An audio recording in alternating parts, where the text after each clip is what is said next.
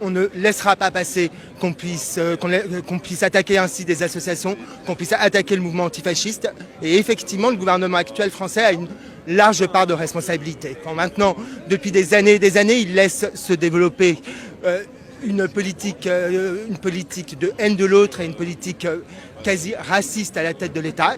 La politique qui est présente sur les médias et la politique qu'on ressent sur le terrain.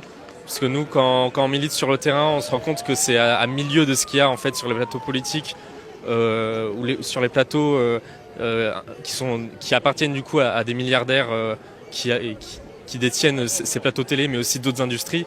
Ils ont des intérêts à choisir des intervenants qui sont de plus en plus d'extrême droite. Alors que quand on discute avec les gens dans la vraie vie, c'est pas du tout leur préoccupation, voire même ils sont carrément ils travaillent avec ces immigrés et ils se rendent compte qu'ils ont des intérêts communs en fait.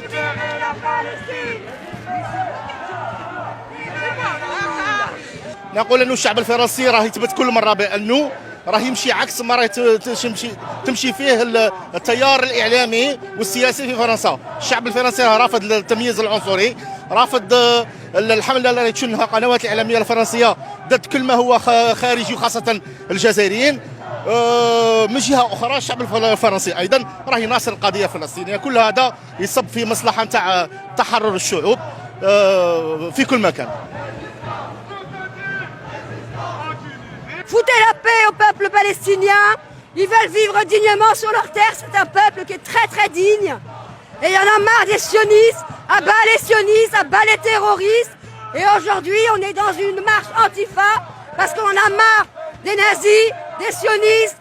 Les sionistes, les nazis, pas à Paris. Voilà. Et on demande à Retailleau de foutre le camp et laisser l'Algérie tranquille. L'Algérie elle est plus grande que toi, Retailleau.